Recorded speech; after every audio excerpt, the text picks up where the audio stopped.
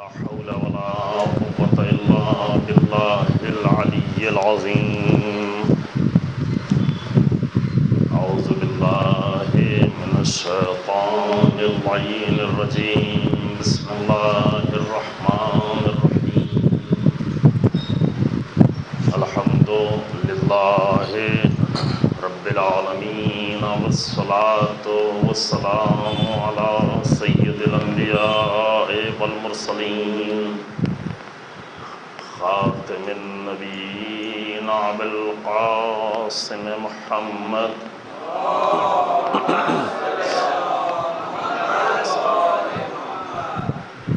ثم الصلاة والسلام على أهل بيته الطيبين الأطهرين المعصومين المظلومين، الذين أذهب الله عنهم الرجس وطهرهم تطهيرا.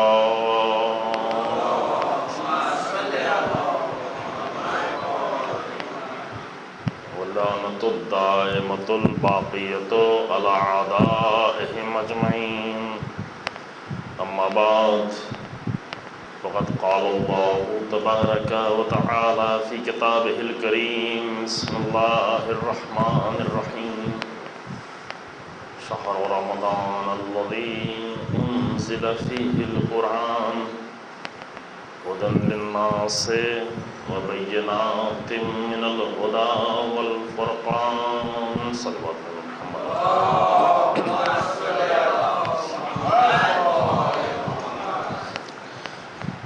قرآن مجید کی اس آیہ کریمہ کے ذیل میں ماہ رمضان خود سازی کا مہینہ اس عنوان پر گفتگو ہو رہی ہے، لیکن آج کی مبارک تاریخ جو آنے والی ہے اس کی شب، یعنی شب نیمہ رمضان، ولادت حضرت امام حسن مجتبیٰ علیہ السلام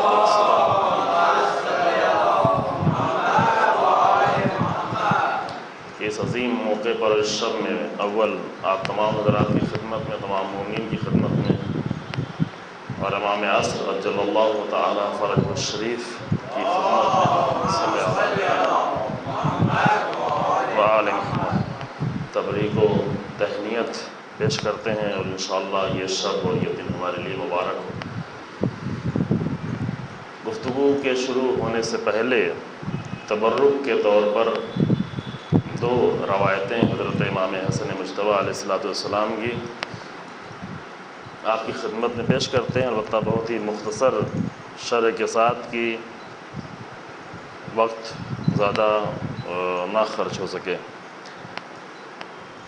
سرچ کر رہا تھا میں روایات امام حسن مجتبیٰ علیہ السلام کی، تو بہت ساری روایتیں آئیں، 40 حدیثوں کے مجموعے آئے بعض، اس میں سے ہم صرف دو روایت آپ کی خدمت میں پیش کرتے ہیں۔ ایک روایت ہے جو کسی حد تک آپ کی سنی ہوئی ہے، امام حسن مجتبیٰ علیہ السلام فرماتے ہیں کہ یہ روایت تحفۃ العقول کی ہے، تحفۃ العقول صفحہ 229 نمبر 229۔ امام نے فرمایا کہ بین الحق والباطل 4 اصابع۔ یہ وہ روایت ہے کہ جو سنتے ہیں آپ، البتہ تھوڑا سا تبدیلی کے ساتھ سنتے ہیں، یہاں پہ کامل روایت اور بہتر شکل میں موجود ہے۔ امام فرماتے ہیں کہ حق اور باطل کے درمیان میں 4 انگلیوں کا فرق ہے۔ بین الحق والباطل 4 اصابع، 4 انگلیوں کا فرق ہے حق اور باطل کے درمیان میں۔ اور ایک قصہ بھی ہے جو کبھی کبھی سنتے ہیں، البتہ یہاں پر یہ روایت کی شکل میں ہے کہ وہاں اس قصے میں جو سوال کرنے والے نے سوال کیا کہ حق و باطل کے درمیان میں فرق کیا ہے، تو امام نے انگلی رکھی باقاعدہ آنکھ اور کان کے درمیان میں، اور اس کے بعد فرمایا کہ حق و باطل کے درمیان میں 4 انگلی کا فرق ہے، 4 انگل کا فرق ہے۔ کیا ما رأیت بعینک فہو الحق، جس کو تم اپنی آنکھوں سے دیکھ رہے ہو وہی حق ہے۔ جس کو تم نے اپنی آنکھوں سے دیکھا، البتہ یہاں پر بھی ایک وضاحت کی ضرورت ہے کہ جس کو صحیح آنکھوں سے دیکھا، کیونکہ کبھی کبھی آنکھوں پر ایسی اینک لگا دی جاتی ہے کہ انسان صحیح دیکھ نہیں پاتا۔ اینک سے مراد یہ شیشے والی اینک نہیں، یعنی کبھی کبھی ایسے غلط نظریات کی اینک انسان کی آنکھوں پہ لگ جاتی ہے کہ وہ آنکھوں سے بھی صحیح دیکھ نہیں پاتا۔ وہ آنکھیں جو ہوتی ہیں وہ سمجھ کی آنکھیں ہوتی ہیں، لیکن یہ جو انسان یہی جو چربی کی آنکھ انسان کے، وہ جو کچھ انسان دیکھ رہا ہے وہ حق ہے۔ لہذا اگر کہیں حق ڈھونڈنا ہے، حق تلاش کرنا ہے، حق تک پہنچنا ہے، حق تک جانا ہے، حق کو اپنانا ہے، حق کو اپنی زندگی میں داخل کرنا ہے، تو انسان خود دیکھے، جا کر خود تلاش کرے، خود جستجو کرے۔ کیوں؟ اس لیے کہ اس کے بعد والا جملہ یہ ہے کہ وَقَدْ تَسْمَعُ بِأُذْنَيْكَ بَاطِلًا كَثِيرًا۔ یہ جملہ آپ صحیح شکل میں نہیں سنتے عام طور سے جو سنایا جاتا ہے۔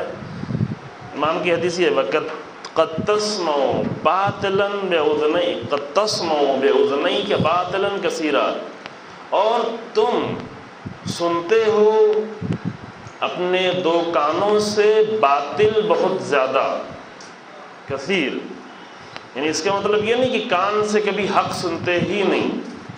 عام طور سے جو ترجمے کے طور پر پیش کیا تو وہ یہ ہے کہ جو آنکھ سے دیکھو وہ حق ہے، جو کان سے سنو وہ باطل ہے۔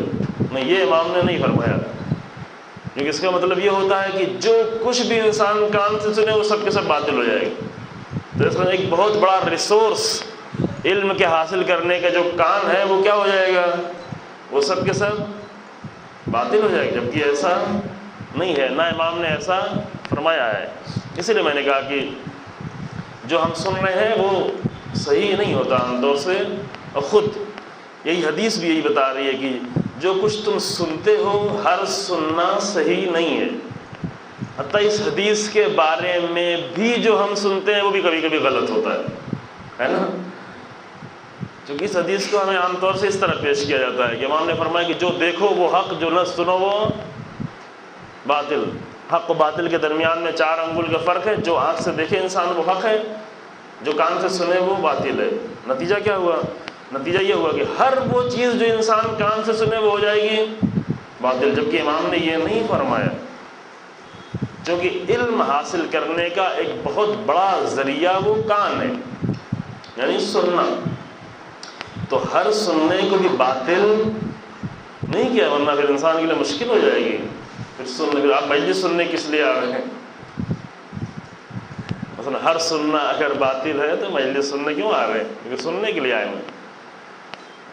لیکن ہاں دوسری طرف سے ہر سننے کو حق بھی نہ سمجھ لیا جائے۔ کیوں؟ اس لیے کہ امام فرماتے ہیں بہت ساری، یہ بھی نہیں کہ تھوڑا تھوڑا، امام فرماتے ہیں کہ وَقَدْ تَسْمَعُ بِأُذْنَيْكَ بَاطِلًا كَثِيرًا، اپنے کانوں سے بہت سارا باطل تم سنتے ہو۔ یعنی کیا؟ اس میں 2 نتیجے نکلتے ہیں۔ ایک نتیجہ یہ کہ ہر سننے والی چیز جو ہے وہ حق نہیں ہے۔ دوسرا یہ کہ ہر سننے پر انسان بھروسہ نہیں کر لے فوراً۔ ایک اہل سنت کے عالم ہیں، ہمارے استاد بیان کر رہے تھے، پاکستان کے عالم ہیں، وہ ان کو شیعوں کے درمیان میں تقریر کرنے میں بہت مزہ آتا ہے، اور اہل سنت کے درمیان میں مزہ نہیں آتا۔ وہ کہتے ہیں اہل سنت لوگ فقط سنتے ہیں، لیکن شیعہ لوگ جو سنتے بھی ہیں اور بولتے بھی ہیں، دونوں کام، مجلس میں دونوں کام کر رہے ہوتے، سن بھی رہے ہوتے ہیں اور ساتھ میں واہ واہ بھی کر رہے ہوتے ہیں، نعرے بھی لگا، فقط سنتے ہیں نہیں۔ تو وہ اہل سنت پر یہ طنز کر رہے تھے۔ یہ خود اہل سنت کے عالم ہیں، بڑے عالم گزرے ہیں کہ اہل سنت لوگ اتنا سنا کہ سنی ہو گئے، یعنی سن کے سنی ہو گئے۔ لیکن ابھی ہم یہ خود اپنے لیے کہتے ہیں کہ ہم لوگ بھی فقط جو ہے سن کے جو ہے سنی ہیں، سننے کے اعتبار سے ہم بھی سنی ہے نا، فقط سنتے ہیں، تحقیق نہیں کرتے۔ یہ روایت امام حسن علیہ السلام کی کیا بتا رہی ہے؟ اللہم صلی علی محمد و آلہ۔ میں نے کہا یہ تبرک ہے، مجلس کے پہلے کا تبرک آج کی ولادت کی شب میں، یہ عظیم شب ہے، واقعاً عظیم شب ہے، کیونکہ نسل کوثر کی پہلی فرد دنیا میں آئی ہے. بہت بڑی عظیم شرح. شجرہ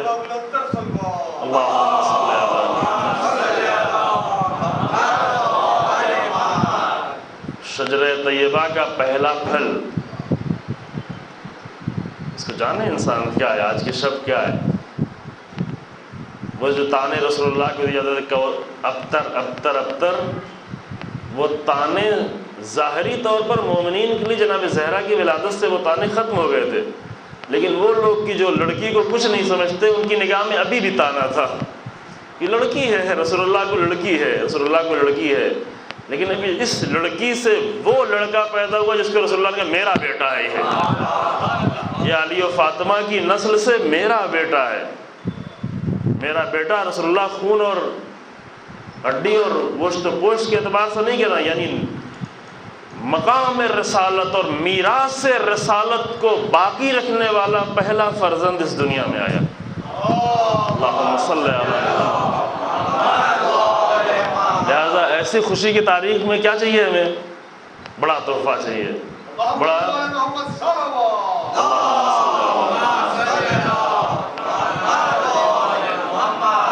اور بڑا تبرک چاہیے اور بڑا ہدیہ چاہیے. میرے پاس اس سے بڑا کوئی ہدیہ نہیں ہے، یعنی میرے پاس اور کچھ دینے کا اس سے بہتر نہیں، اس سے بہتر میں سمجھتا بھی نہیں. در حقیقت اس سے بہتر کوئی چیز نہیں سمجھ رہا ہوں کہ جو آپ کی خدمت میں پیش کی جائے آج کی ولادت کے شب میں.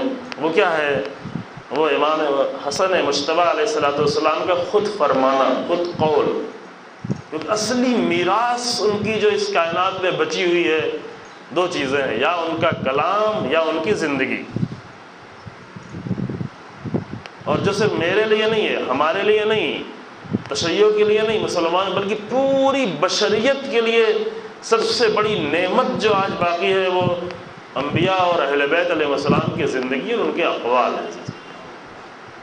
خزانہ ہے کہ انشاءاللہ انسان جلدی اس خزانے تک پہنچے، ابھی تک نہیں پہنچ پایا انسان. یہ امام رضا علیہ السلام کی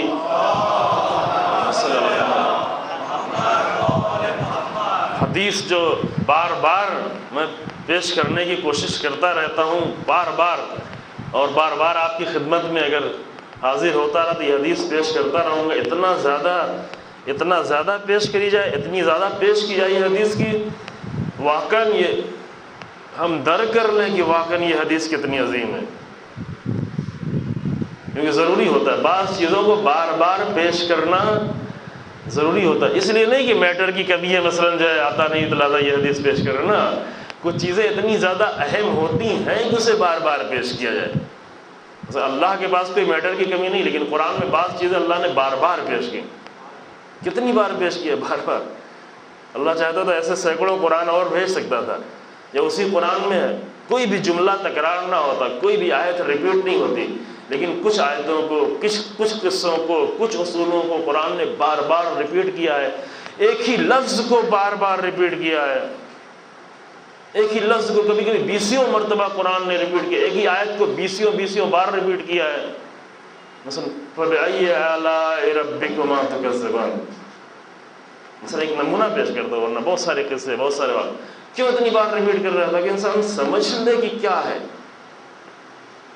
یعنی اللہ کی نعمتوں کو اپنی زندگی میں انسان محسوس کرنے لگے. اللہ کی کن کن نعمتوں سے انکار کرو گے، کن کن نعمتوں سے. اتنا ریپیٹ کرنے کے بعد ابھی بھی ہم انکار کرتے جا رہے ہیں، ہے نا. تو اس لیے ضروری ہے بعض چیزیں. یہ امام رضا علیہ السلام کی حدیث بار بار پیش کی جاتی رہی آپ کی خدمت میں. حدیث کیا یہ ہے کہ ان الناس، اور یہ کلمہ ہر بار میں کہتا ہوں، ان الناس، لوگ، یہ بھی نہیں کہ ہمارے چاہنے والے، ہمارے مسلمان، یہ سب کچھ نہیں کہ، بلکہ ان الناس، لوگ، لو علموا محاسن کلامنا، اگر لوگ جان جاتے کہ ہمارے کلام کا حسن کیسا ہے، لَتَّبَعُونَا، تو سب کے سب ہماری اتباع کر رہے ہوتے. یہ نہیں امام نے کہا کہ میرے چاہنے والے میری اتباع کرتے، میرے امت کے لوگ میری اتباع کرتے، مسلمان میری اتباع کرتے، یہ نہیں کہا، بلکہ کیا کہا، اگر لوگ جان لیتے کہ میرے کلام میں کتنا حسن ہے تو سب کے سب ہماری اتباع کرتے. آج اگر دنیا پہ پیغمبر اکرم صلی اللہ علیہ وسلم کی اتباع کرنے کے بجائے کارٹون بنا رہی ہو یا فلم بنا رہی ہو یا توہین کر رہی ہو، تو اس کی وجہ یہ ہے کہ ہم نے رسول اللہ کے کلام کے حسن کو دنیا کے سامنے نہ پیش کیا، اور ابھی تک پیش نہیں کر سکے۔ ورنہ اگر ہم پیش کر دیتے تو سب مجبور ہو جاتے رسول اللہ کی اتباع کرنے۔ اتنا حسین، اتنا خوبصورت ہے۔ اگر ہم امیر المومنین کی زندگی کو، امیر المومنین کے کلام کو دنیا کے سامنے پیش کر دیتے، ابھی ہم صرف مناظرے کرنے میں لگے ہوئے ہیں۔ مناظرہ کرنا یعنی کیا؟ بحث کرنا، لڑائی کرنا، جھگڑے کرنا۔ مناظرے میں کیا ہوتا ہے؟ مناظرہ نظر سے بنا ہوا ہے، نظر دینا، دو طرفہ نظر۔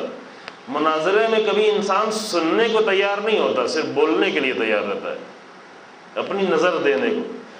مناظرے میں یہ نہیں ہوتا کہ انسان سننے کے لیے، وہ جو تھوڑی دیر کے لیے سن، جیسے دو لوگ مناظرہ کر رہے ہوں، مناظرہ سمجھ رہے ہیں نا؟ بحث کرنا۔ بحث میں جب ایک انسان بول رہا ہوتا ہے تو دوسرا انسان اس کی بات کو سن نہیں رہا ہوتا ہے، بلکہ وہ سوچ رہا ہوتا ہے اس کے بعد مجھے کیا بولنا ہے۔ وہ کبھی سننے کے لیے نہیں تیار ہوتا، یا اگر سنتا بھی ہے تو اس لیے نہیں سنتا کہ اس کے اوپر تھوڑا غور کرے، تھوڑا فکر کرے، فقط اس لاجک سے سن رہا ہوتا کہ کیسے فوراً اس کا جواب دینا، کتنا مضبوط جواب دینا۔ لہذا ہم 1400 سال تک مناظرے کرتے آئے، اثر کبھی کچھ انصاف پسند لوگ کہیں رہے ان کے اوپر اثر ہوا ہے؟ ایسا نہیں، بالکل نہیں اثر ہوا ہے۔ لیکن خدا کی قسم اگر ائمہ کی زندگی کو آ کر ان کے حسن کو پیش کر دیا ہو گیا ہوتا تو آج پوری دنیا ائمہ کی اتباع کر رہی ہوتی، پوری دنیا۔ یہ ہم اپنی طرف سے نہیں کہہ رہے ہیں، یہ خود امام رضا علیہ السلام۔ ہم اگر اپنی طرف سے کہتے تو ٹھیک ہے، آپ کو حق تھا کہ ہر سنی ہوئی بات پر اعتبار، کہ ہم بحث ہی یہی کر رہے ہیں۔ لیکن ہاں، ہر سنی ہوئی بات کو حق جاننا ضروری نہیں ہے، لیکن جو بات اللہ کی طرف سے آ جائے، جو بات رسول اللہ کی طرف سے آ جائے، جو بات ائمہ کی طرف سے آ جائے، اس کو سننا دیکھنے کے برابر ہو جاتا ہے اگر معتبر۔ امام کیا فرماتے ہیں؟ کہتے ہیں اگر لو ان الناس لو علموا محاسن کلامنا لتبعونا، اگر لوگ ہمارے کلام کے حسن کو جان لیتے، پہچان لیتے، سب کے سب ہماری اتباع کر رہے ہوتے۔ ایک کلام یہ ہے، آج کا تبرک جو ہے، آج کی ولادت کے شب کا تبرک کیا ہے؟ یہ امام کے کلام کا حسن۔ دیکھیں امام کے کلام کا حسن کیا ہے؟ امام فرماتے ہیں کہ حق اور باطل کے درمیان میں 4 انگل کا فرق ہے، 4 انگلیوں کا فرق ہے۔ جو دیکھ رہے ہوں وہ حق ہے۔ حق ڈھونڈنا ہے تو خود جا کر دیکھو، خود تلاش کرو، خود جستجو کرو، خود تحقیق کرو، خود ریسرچ کرو۔ جب تک خود نہ دیکھ لو ابھی کوشش تمہاری جاری رہے۔ لیکن جو کچھ تم اپنے کان سے سنتے ہو، چونکہ آنکھ اور کان کے درمیان میں 4 انگل کا فرق ہے۔ اب یہ جو نئے لوگ شامل ہوئے ان کے لیے پھر سے کہنا پڑ رہا ہے، آنکھ اور کان کے درمیان میں 4 انگل کا فرق ہے نا، کہ حق اور باطل کے درمیان میں 4 انگل کا فرق ہے۔ جو دیکھو وہ حق ہے، لیکن جو سنو اس میں اکثر باطل ہے۔ یہ امام نے نہیں کہا کہ سب باطل ہے، کیونکہ کچھ میں نے عرض کیا کہ اس حدیث کے بارے میں بھی ہم غلط سنتے ہیں۔ جو سنو اس میں اکثر کثیرن وقد تسمع بعذنیک باطلا کثیرا، تو اپنے کانوں سے کثیر، بہت زیادہ باطل سنتے ہو۔ تو ایک ذمہ داری انسان کے اوپر کیا آتی ہے؟ جو کچھ سنے اسے فوراً قبول نہ کر لے، فوراً اسے تسلیم نہ کر لے، یعنی یہ عادت ہو جائے انسان کی۔ یہ بہت بڑی عادت امام حسن مجتبی علیہ السلام ایک بہت ہی عظیم صفت انسان میں پیدا کرنا چاہ رہے ہیں اس حدیث کے ذریعے سے۔ کیا صفت؟ واقعاً بہت بڑی صفت پیدا کر۔ کیا صفت؟ یہ کہ جب تم کسی چیز کو سنو تو فوراً اسے حق سمجھ کے اپنا نہیں لو، اس کے بارے میں جستجو کرو، اس کے بارے میں تحقیق کرو، اس کے بارے میں معلوم کرو، اس کو جا کر اصولوں سے وزن کرو، اس کو لے جا کر قرآن کے اوپر تولو۔ تو روایتوں میں آیا کہ جو کچھ تم ہماری حدیث سنو اس کو قرآن پہ جا کر وزن کرو، تولو، جو قرآن کے مطابق ہو اسے لے لو، جو قرآن کے مطابق نہیں اسے دیوار پر مار دو، دیوار پر مار دو۔ کیوں؟ اس لیے کہ اگر اصولوں کے مطابق نہیں ہے تو پھر باطل ہے۔ یہیں پر ایک دوسرا مسئلہ سامنے آتا ہے کہ انسان کے لیے کچھ اصول ہونا چاہیے زندگی میں۔ اگر انسان بالکل خالی ذہن بن کے رہے کہ جو آتا رہے قبول کرتا جائے، بہت زیادہ اس سے غلط فائدہ اٹھایا جاتا ہے۔ جو افواہیں ہوتی ہیں، جو تبلیغات ہوتی ہے، اصل دنیا تبلیغات کی دنیا ہے۔ تبلیغات یعنی پروپیگنڈے کی دنیا ہے۔ کیوں پروپیگنڈے پہ اتنا زیادہ پیسہ خرچ کیا جاتا ہے کہ البتہ حق والے لوگ نہیں کرتے۔ قرآن کہتا ہے کہ کرو، بلغ، تبلیغ کرو۔ تبلیغ کا ترجمہ جو ہوتا ہے پروپیگنڈا، البتہ ہمارے پروپیگنڈا غلط معنی میں استعمال ہوتا ہے نا ہم طرف سے، چونکہ ہمارے درمیان میں پروپیگنڈے غلط ہی ہوا کرتے ہیں۔ اچھا پروپیگنڈا کوئی کرنے والا ہے ہی نہیں۔ اچھا کام کرنا وہ چپکے سے، خاموشی سے، چھپ کے انسان کرتا ہے، اور جو برے کام کرنا چاہتے ہیں وہ بہت ہی پروپیگنڈے کے ساتھ کر رہے ہوتے ہیں۔ یہ عجب مصیبت ہے، جبکہ قرآن کہتا ہے کہ ہم نے اصلا انبیاء کو بھیجا ہی اس لیے تاکہ وہ پروپیگنڈا کریں۔ اب اس معنی میں پروپیگنڈا نہیں جو ہمارے ہندوستان میں رہے۔ قرآن کے معنی بلغ کے معنی، تبلیغ کے معنی، تبلیغ کے ایک صحیح جو معنی نہیں پروپیگنڈا کرنا، لیکن حق کا پروپیگنڈا، حق کو لوگوں تک پہنچانا، وہ چھپ کر نہیں کرنا، تنہائی میں نہیں کرنا، خود کر کے بیٹھ نہیں جانا، بلکہ حق لوگوں تک پہنچانے کی پوری بھرپور کوشش کرنا۔ حق کی کوئی بات کرنی ہو تو بالکل تنہائی میں کر لیا جائے۔ باطل کوئی کام کرنا چاہتا ہے تو جتنا چاہتا ہے وہ، یہ ہماری کمیاں ہیں۔ واقعا اپنی کمیوں کا ہمیں اعتراف ہو تب ہم جو اس کو ازالہ کرنا چاہیں گے، پھر اس کو دور کرنے کی کوشش کریں گے۔ تو ہر پروپیگنڈے پر انسان کیا کرے؟ کان نہیں دھرے۔ اگر کان دھر بھی لیا ہے، سن بھی لیا ہے، تو اس کو دل تک نہ جانے دے، بند بھی نہیں رکھے انسان کان۔ ایک بہت بڑا عیب انسان کا یہ ہے کہ ہر سننے کو تیار۔ قرآن کہتا ہے، یہ قرآن کے اصول ہیں۔ میں ایک مجلس میں عرض کیا، بعد میں یہاں پہ عرض کروں، قرآن کے اصولوں کو انسان لے، فقط قرآن کو ثواب کے طور پر نہیں پڑھے، قرآن کے اصولوں کو نکالے قرآن سے، اس کو نکال کر اپنی زندگی میں لے کر آئے۔ ایک اصول قرآن کے کیا ہے؟ اصول قرآن کا یہ ہے کہ اصول ہم اس لیے کہہ رہے ہیں کہ چونکہ رائج ہمارے اردو میں، ورنہ اصل کی جمع اصول ہے۔ ایک اصل ہوتی ہے اور زیادہ اصول ہوتے ہیں۔ ایک یہ ہے کہ میرے ان بندوں کو بشارت دے دو کہ الذین یستمعون القول فیتبعون احسنہ، جو بات تو سب سنتے ہیں،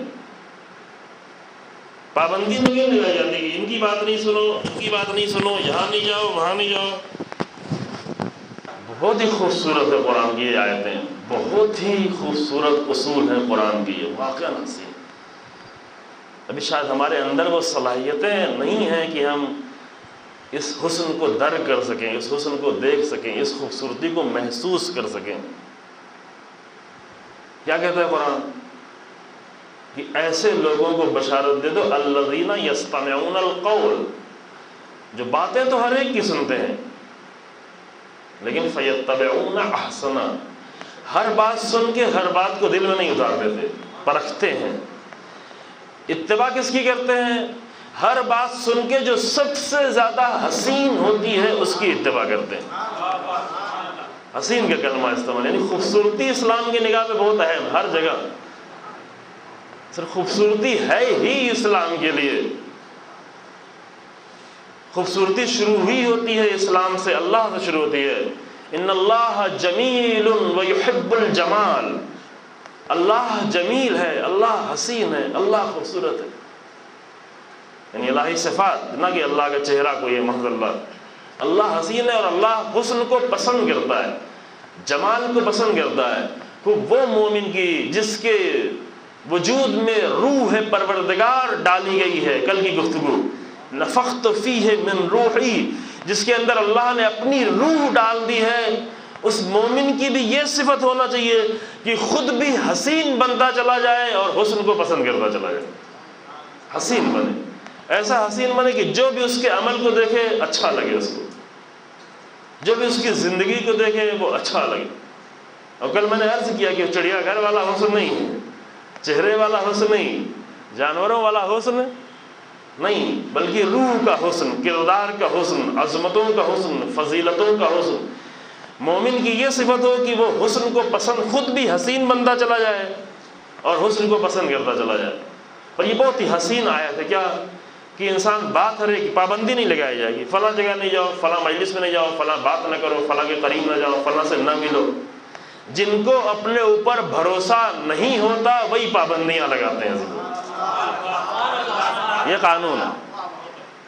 جن کو اپنی آئیڈیالوجی پر، جن کو اپنی فکر پر، جن کو اپنے مذہب پر، جن کو اپنے دین پر بھروسہ نہیں ہوتا، خود جو اپنے آپ پر بھروسہ نہیں کرتے وہی پابندیاں لگاتے ہیں، دوسروں کی بات نہیں۔ قرآن کہتا نہیں سنو، کیونکہ قرآن کو اپنے اوپر بھروسہ ہے، قرآن کو اپنی آئیڈیالوجی پہ بھروسہ ہے، قرآن کو اپنے تفکر پر بھروسہ ہے، قرآن کو اپنی منطق اور لاجک پر بھروسہ ہے، لہذا روکتا نہیں کہ تم کسی کی بات نہیں، تم سب کی بات سنو، جاؤ سنو، لیکن سننے کے بعد اتنا شعور تمہارے اندر ضرور ہو کہ ہر بات کو سن کے مان نہ لینا، کیونکہ اکثر باتیں کیا ہوتی ہیں، یہ باطل ہوتی ہیں۔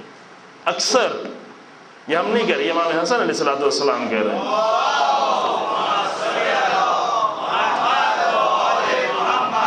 اکثر باتیں جو لکھی جاتی ہیں باطل ہوتی ہیں، اکثر باتیں جو پڑھی جاتی ہیں باطل ہوتی ہیں، اکثر باتیں جو بولی جاتی ہیں باطل ہوتی ہیں۔ یہ بھی اہم مسئلہ ہے، زندگی کے اہم اصولوں میں سے بہت ہی سادہ لو ہی ہے، بہت ہی سادہ لو انسان، بہت ہی سمپلسٹی، کیا کہتے ہیں سادہ لو کو، یہی کہتے ہیں۔ اتنا مومن کے اندر سمپلسٹی نہیں ہونا چاہیے، مومن اتنا سادہ لو نہ ہو کہ جو بھی اس کے سامنے بیان کر دیا ہے فوراً کیا اچھی بات، پھر کیا کہ ہاں یہ اتنے بڑے عالم نے بیان کیا ہے پھر ٹھیک ہے، نہ کوئی معیار نہیں، عالم بھی معیار نہیں، عالم بھی معیار نہیں، فقط حق معیار ہے۔ یہ امیر المومنین نے معیار دیا ہے، اعرف الحق تعریف اہلہ۔ لوگ امیر المومنین کے زمانے میں پریشان تھے کہ کس کے پیچھے جائیں، اتنی بڑی بڑی شخصیتیں، اتنی بڑی بڑی ذات، ٹھیک ہے شخصیتیں بڑی ہوں، لیکن حق کے سامنے شخصیت کی کوئی ویلو نہیں ہے۔ شخصیت محترم ہے، شخصیت محترم ہے، شخصیت کا احترام کریں۔ اصل شخصیت سے انسان کو کچھ لینا دینا نہیں ہو چاہیے، انسان کو پوری زندگی میں جو سروکار ہو وہ کس سے ہو، وہ حق سے ہو، فقط حق سے، حق ڈھونڈے۔ لوگ پریشان تھے، جنگ ہو رہی ہے، ادھر جائیں کہ ادھر جائیں۔ امیر المومنین نے معیار دیا، کہا کہ تم لوگوں کو نہیں دیکھو، تم لوگوں کو اگر نہیں دیکھو کہ کون ہے کیسا ہے، بلکہ اعرف الحق فاعرف اہلہ، حق کو پہچانتے جاؤ، پھر اہل حق کو حق کے ذریعے سے پہچانو، حق کے ذریعے سے اہل حق کو پہچانو۔ شخصیتوں کے دھوکے میں انسان نہیں آ جائے، کتنی ہی بڑی شخصیت ہو۔ ہاں کچھ شخصیتوں کے لیے کہا گیا ہے کہ جن کے لیے وہ اللہ کی طرف سے انبیاء ہیں، رسول ہیں، ان کے لیے کہا گیا، خود پیغمبر اکرم صلی اللہ علیہ وآلہ وسلم آگے فرمایا علی مع الحق والحق مع علی۔ یہ روایت ایسی ہے کہ ہر جگہ موجود ہے، یہ نہیں کہ فقط شیعہ کتابوں میں، ہر جگہ اللہم ادر الحق حیث مدار، یعنی کیا، یعنی ہاں کچھ کردار ایسے ہیں کہ جو زندگی بھر حق کے ساتھ ایسے رہے کہ حق اس سے جدا ہی نہیں ہو سکتا، حق کی جدائی ان سے ممکن نہیں ہے۔ ہاں ایسی شخصیت کے ذریعے سے حق بھی پہچانا جا سکتا ہے، لیکن اس کے بعد پھر حق کے ذریعے سے لوگوں کو پہچانو، لوگوں کے ذریعے سے حق کو نہیں پہچانو، کیونکہ یہاں پر انسان دھوکہ کھائے گا۔ جب لوگوں کے ذریعے سے حق کو پہچانے گا تو دھوکہ کھائے گا، کہ جو بھی آ کر ممبر پر بیان کیا جائے حق ہے نا، حق بیان کیا جائے تو حق ہے، توجہ نہیں، ہم یہاں پر جو بیان کریں آپ کہیں سب حق ہے نا، بالکل نہیں مانے، بالکل اس بات کو نہیں مانے کہ ہم جو بیان کر رہے ہیں وہ سب حق ہے نا۔ آپ کے پاس اصول ہونا چاہیے، اصول دو ہیں، صرف دو اصول ہیں جو رسول اللہ چھوڑ کے گئے ہیں، انی تارک فیکم الثقلین کتاب اللہ و عترتی۔ ہر بات کو آ کر دو معیار پر تولو، اگر یہ قرآن کے معیار پر بات اتر رہی ہے تو قبول کر لو، کتاب اللہ، اور اگر یہ اہل بیت کے اصولوں کے معیار پر یہ بات اتر رہی ہے تو قبول کر لو، نہیں اتر رہی تو یہ چھوڑ کے چلے جاؤ، کوئی ضرورت نہیں ماننے کی، کہ ہم خود بھی گنہگار ہو جائیں گے، ہم خود بھی اگر خدا نہ خواستہ ایک بات کو ہم نہ سمجھ پائے اور آپ کے سامنے غلط بیان کر دیا، آپ نے غلط مان بھی لیا، تو جتنے زیادہ لوگ مانیں گے اتنی زیادہ میرا بوجھ بڑھتا چلا جائے گا، ہے نا، میری مشکل اتنی زیادہ بڑھتی چلی جائے گی۔ لہذا ان وزن، یعنی یہ حدیث میں اس لیے پیش کر رہا ہوں، یہ ہدیہ امام حسن اسلام کی اس لیے پیش کر رہا ہوں کہ انسان یہ اللہم صلی علی محمد یہ کام اتنا زیادہ بار بار کرے، چونکہ یہ پریکٹس کرنی پڑتی ہے، ایک مرتبہ سننے سے یہ کام نہیں ہوتا، تقریر سن لینے سے یہ انسان میں صلاحیت پیدا نہیں ہوتی، اتنا پریکٹس کرے انسان، اتنا پریکٹس کرے، اتنا جب بھی کوئی بات سنے مجلس میں یہاں وہاں جہاں بھی اتنا پریکٹس کرے کہ جب بھی کوئی بات سنے اس کو فوراً جا کر تولنا شروع کرے، قرآن کے معیار پر اہل بیت کے معیار پر، قرآن کے معیار پر اہل بیت کے معیار پر۔ اہل بیت یعنی رسول اللہ اور رسول کے، اہل بیت سے مراد ہے سب سے پہلی ذات خود رسول اللہ کی ذات ہے اہل بیت میں، رسول اللہ کے گھر والے، خاص گھر والے، البتہ وہ مخصوص گھر والے جو کتابوں میں موجود ہے، شیعہ سنی کتابوں میں موجود ہے، کہ جب عبداللہ ابن عمر جو خلیفہ دوم کے بیٹے تھے ان سے پوچھا کہ اصحاب میں سب سے بڑا تمہاری نزدیک میں کون ہے؟ کہا پہلے خلیفہ اول ہیں، دوم خلیفہ دوم ہے، تم خلیفہ سوم ہے۔ کہا کہ علی، کہا علی اصحاب سے نہیں، علی اہل بیت سے ہیں، یعنی یہ فرق کیا، وہ اہل بیت جو روایتوں میں بیان کیا۔ خوب، یہ معیار رسول اللہ نے دیا، اتنا انسان اس کی عادت کرے، اتنا پریکٹس کرے اپنی زندگی میں، یعنی ان 10 مجلسوں میں اگر آپ صرف اس نقطے کو آپ لے لیں آج کی شب ولادت کی تاریخ میں، تو میری ساری ذمہ داری اس 10 دن کی ختم ہو گئی۔ کل سے آپ نہ بھی آئیں تو کوئی مشکل ہمیں نہیں، اگر اس کو صحیح طریقے سے لے کے جائیں، واقعاً بغیر تکلف کے ہم کہہ رہے ہیں، جو ہمیں کوئی بھیڑ و مجمع کی ضرورت نہیں، اگر اس بات کو آپ صحیح طریقے سے لے کے چلے جائیں پھر مسئلہ نہیں، کل سے نہ آئے، لیکن یہ طے کر کے جائے گی، یہ کام کرنا کیا، جب بھی کوئی بات سنیں گے اس کو آ کر وزن کریں گے، وَالْوَزْنُ يَوْمَئِذٍ الْحَقُّ، کیونکہ قیامت کے دن جو میزان ہوگا، میزان وہ حق ہوگا، حق کے میزان پہ تولا جا رہا ہوگا۔ اگر انسان نے پہلے اپنے آپ کو اور اپنی فکر کو اور اپنی آئیڈیالوجی کو حق کے میزان پر نہیں تولا ہے تو جب وہاں حق کے میزان پہ تولا جائے گا تو بڑی مشکل میں پڑ جائے گا، جو وہاں تو حق کے میزان پہ تولا جائے، وہاں اور کوئی میزان نہیں۔ وَالْوَزْنُ يَوْمَئِذٍ الْحَقُّ، حق کے میزان پر ہر چیز تولی جا رہی ہوگی۔ اگر روایت میں کہا گیا حق سے مراد امیر المومنین علیہ الصلوۃ والسلام، اسی لیے کہا گیا اللہم صلی علی محمد،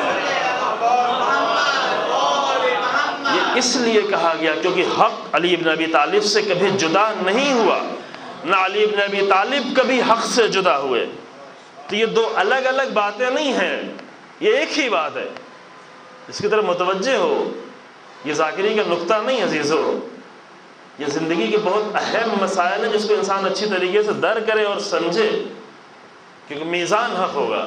لہذا یہ فرمانا امام کا کہ یہ نہیں کہ ہر افواہ آئے، ہر میسج آئے، ہر پیغام آئے اور فوراً انسان کہ ہاں چونکہ امام کے نام سے آیا ہے، چونکہ فلاں آدمی نے بھیجا ہے، چونکہ ہمارے پسندیدہ آدمی نے بھیجا کہ ہاں یہ بات صحیح، نہ، اسے آ کر چیک کرے، اسے آ کر تولے، اسے آ کر آزمائے۔ یہ ایک حدیث تھی، البتہ اسی حدیث کے لیے پورا 1 گھنٹہ چاہیے تھا، لیکن ہم ایک دوسری حدیث سے بھی استفادہ کرنا چاہتے ہیں۔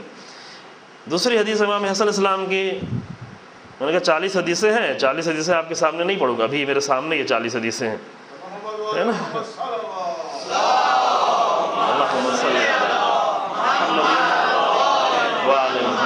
دوسری حدیث امام حسن مجتبیٰ علیہ الصلوۃ والسلام کی ہے، امام نے فرمایا کہ ہلاک الناس فی ثلاث، 3 چیزوں میں انسانوں کی ہلاکت۔ کون سا انسان ہے جو ہلاکت سے بچنا نہیں چاہتا؟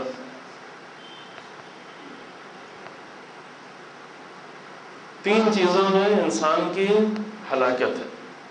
موضوع تبدیل ہو گیا، وہ موضوع آپ انشاءاللہ محفوظ کر چکے ہیں، اور انشاءاللہ اس کی پریکٹس کریں گے کہ سنی ہوئی باتوں کو آزمائیں گے، تولیں گے اس کو۔ یہ موضوع بند، ہر افواہ کو قبول نہیں کرنا، ہر پروپیگنڈے پر انسان نہیں ہے فوراً انسان اس کو اپنے آنکھ بند کر قبول نہیں کرتا۔ اب یہ دوسری حدیث آ گئی، موضوع تبدیل ہو گیا۔ کیا فرماتے ہیں امام فرماتے ہیں کہ ہلاک الناس فی 3، 3 چیزوں میں انسان کی ہلاکت۔ کیا؟ الکبر والحرص والحسد۔ اس حدیث کی وضاحت کرنے سے پہلے میں ایک سوال آپ سے کروں، یہ بتائیں کہ پہلے 3 گناہ یا خطا اس دنیا میں انسانی ہماری تاریخ میں کب کون سے ہوئے؟ پہلا 3 گناہ، سب سے پہلا 3 گناہ جو ہماری تاریخ ہے، جہاں سے انسان کی تاریخ شروع ہوتی ہے، پہلا 3 گناہ کیا ہوا؟ پہلا 3 گناہ، ایک تو گناہ نہیں ہے، یعنی گناہ ہے لیکن انجام دینے والے نے گناہ نہیں کیا تھا بلکہ ترک اولا کیا تھا، لیکن پہلا تھا۔ وہ کیا ہے؟ یہی تینوں ہے جو امام حسن علیہ السلام بتا رہے ہیں۔ سب سے پہلا گناہ کیا ہوا؟ امام فرماتے ہیں ہلاک الناس فی 3، الکبر۔ شیطان کیوں شیطان بن گیا؟ اس لیے کہ عبادت نہیں کرتا تھا، نہ عبادت کرتا تھا، اس لیے کہ اللہ کو خالق نہیں مانتا تھا، نہیں مانتا، اللہ کو رب نہیں مانتا تھا، نہیں مانتا۔ مشکل شیطان کی کیا تھی؟ مشکل یہ تھی کہ وہ جو ہزاروں سال سے عبادتیں کر رہا تھا، وہ جو سجدے کر رہا تھا، وہ اتنی عبادت کرنے لگا تھا کہ لوگ اس کو فرشتہ سمجھنے لگے تھے، لیکن اس کی مشکل یہ تھی کہ کبر اس کے اندر پیدا ہو گیا تھا، متکبر ہو گیا تھا، ابا واستکبر، استکبار اس کے اندر پیدا ہو گیا۔ کہ یہ پہلا گناہ جو انسان نے بھی انجام نہیں دیا، لیکن انسان کی تاریخ سے ملتا ہے، یہ انسان کی تاریخ سے اس کا لنک ایک جڑا ہوا ہے۔ ایک صلوات پڑھتے ہوئے تھوڑا سا آگے آ جائیں۔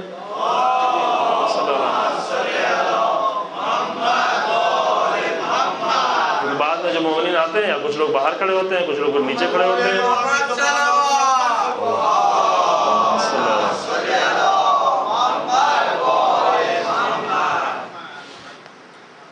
کبریائی، فرمایا الکبر ہلاک الدین۔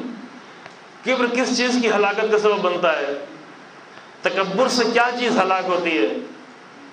تکبر کرنے سے انسان مر نہیں جاتا، کیونکہ اگر انسان مر جائے تو کوئی اتنا بڑا خطرہ نہیں ہے نا۔ یہ بات پہلے میں عرض کر چکا ہوں کہ بعض انسانوں کے لیے بہتر ہے، چاہیے نہیں انسان دعا نہ کر، چکے نعمت ہے زندگی، لیکن اگر جلدی مر جاتے تو گناہ کم ہوتے ہم جیسے لوگوں کے لیے۔ ہم لوگ جیسے لوگوں کے لیے جلدی مر جانا ہی شاید بہتر ہو، لیکن مرنے کی دعا بہرحال نہیں کرنا چاہیے، کوشش کرے کہ گناہ کم۔ واقعہ نا سر، امام سید سجاد علیہ السلام کی دعا کا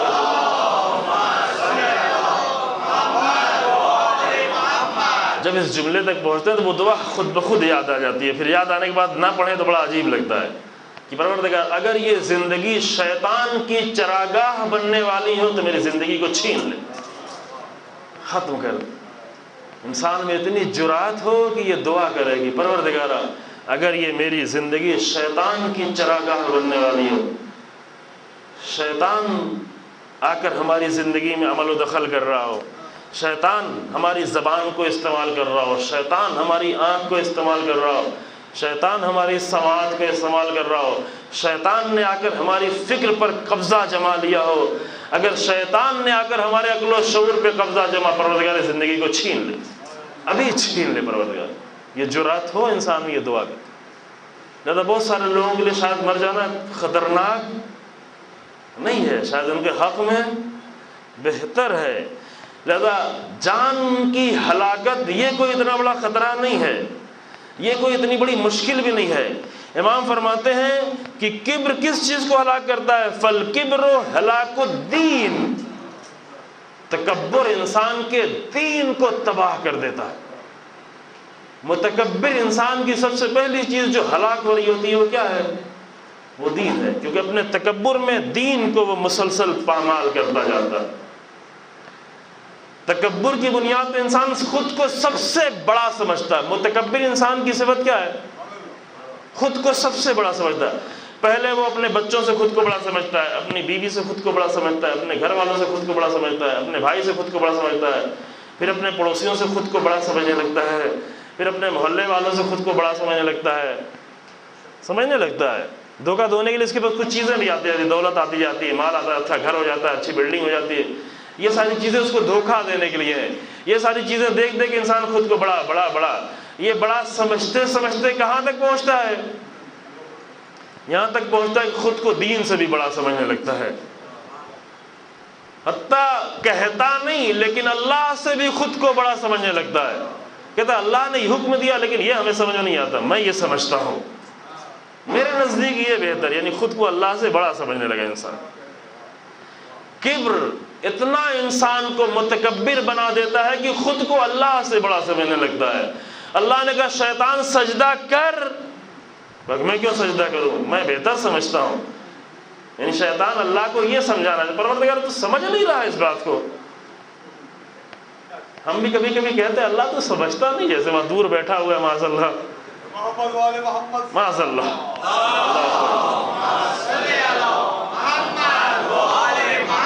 جب یہ ہم جس وقت ہم یہ کہہ رہے تھے کہ ہاں دین تو یہ کہتا ہے لیکن یہ بات ہمیں سمجھ میں نہیں، اور حجاب ہم کو سمجھ میں نہیں آتا، پردہ سمجھ میں نہیں آتا، سمجھ میں نہیں آتی یعنی کیا؟ یعنی ایک طرح کی شیطنت وہی پیدا ہوئی۔ اللہ نے کہا سجدہ کا، کہ یہ سجدہ مجھے سمجھ میں نہیں آتا۔ کیوں سمجھ میں نہیں آتا؟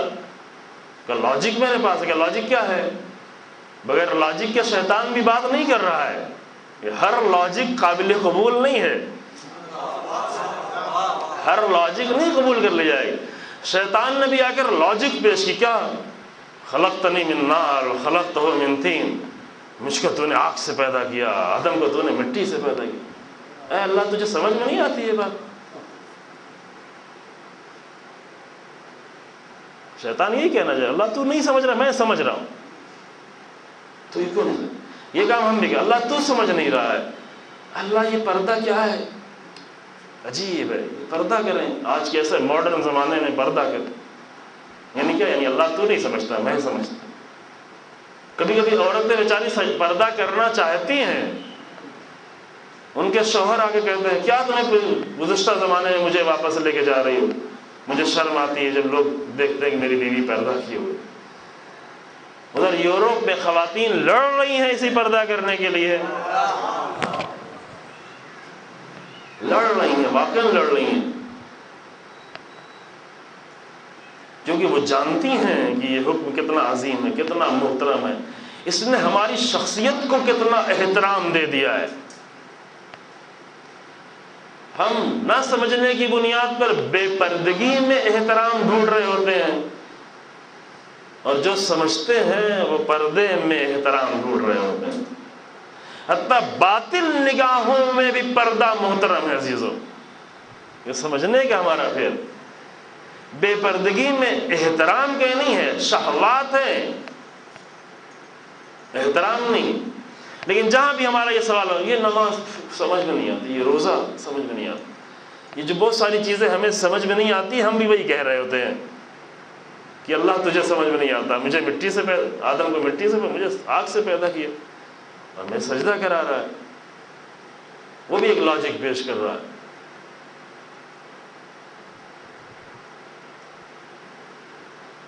جبکہ قرآن کہتا ہے جعلنا من الشجر الاخضر نارا، یہ نار کہاں سے پیدا ہوتی ہے؟ وہ بھی درخت سے پیدا ہوتی ہے۔ درخت کہاں سے پیدا ہوتا ہے؟ یہ بھی مٹی سے پیدا ہوتا ہے۔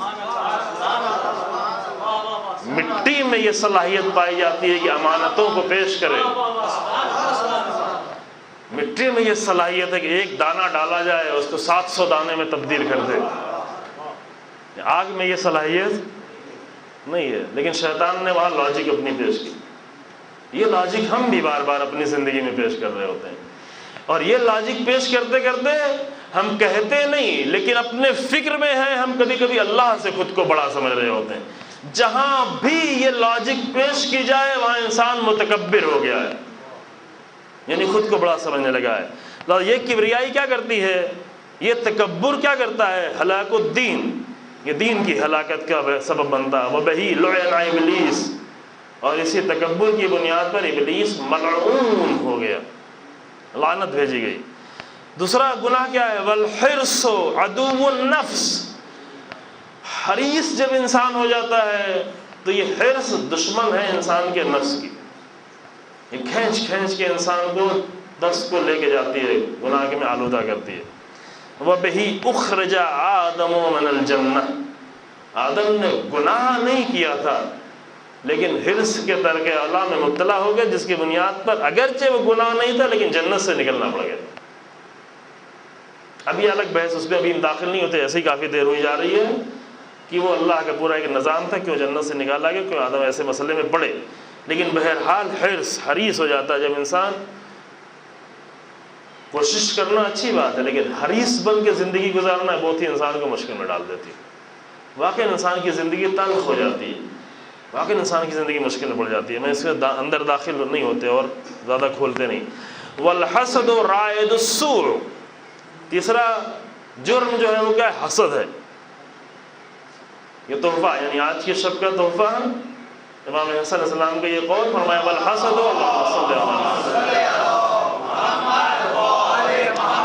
حسد ہر طرح کی بیماری کی جڑ ہے، بہت سارا مرض، بہت ساری مشکلات، بہت ساری جنگ، بہت ساری نفرتیں، بہت ساری عداوتیں، بہت سارے اختلاف جو گھر سے لے کر باہر انسان میں پیدا ہوتے ہیں، اس کی ایک بنیادی وجہ وہ حسد۔ حسد بہت ساری بیماریوں کی ماں ہے۔ وَمِنْهُ قَتْلَ قابیل و حابیلا، اسی حسد کی بنیاد پر قابیل نے حابیل کو قتل کر دیا، پہلے بھائی نے اپنے پہلے بھائی کو قتل کر دیا حسد کی بنیاد۔ تو یہ پہلا 3 گناہ جو پیش آیا، کبھی گناہ کی شکل میں اور کبھی ترک اولا کی شکل میں، وہ کیا تھا؟ پہلی چیز کبر ہوئی جو شیطان کے ذریعے ہوئی، دوسرا کام حرص تھی جو ترک اولا جناب آدم کے ذریعے ہوا، تیسرا جو عمل انجام پایا وہ حسد تھا جو قابیل یعنی نبی کے بیٹے کے ذریعے سے انجام پایا۔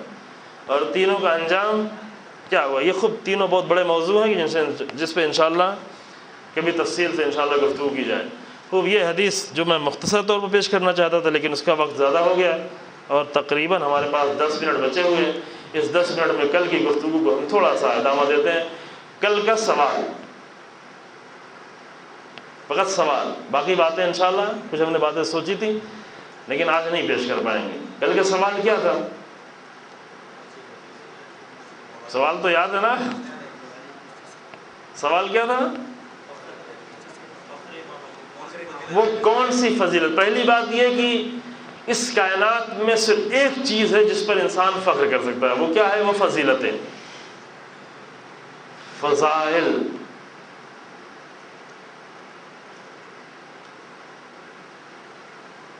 اپنی فضیلتوں پر انسان فخر کر سکتا ہے، دوسروں کی فضیلتوں سے فضائل حاصل کر سکتا ہے، اور صاحبان فضیلت سے ربط ہونے کی بنیاد پر بھی فخر کر سکتا ہے انسان۔ کل ہم نے عرض کیا کہ انسان شکر کا سجدہ کرے اس بات پر کہ ہمارا رابطہ اللہ نے صاحبان فضیلت سے رکھا ہے، ہمارا تعلق اللہ نے انبیاء سے جوڑے ہوا ہے، اللہ نے رسول اللہ سے ہمارا ربط جوڑ کے رکھا ہے، اللہ نے اہل بیت سے ہمارے ربط کو جوڑ کے رکھا ہے، اللہ نے امیر المومنین سے ہمارے ربط کو جوڑ کے رکھا ہے۔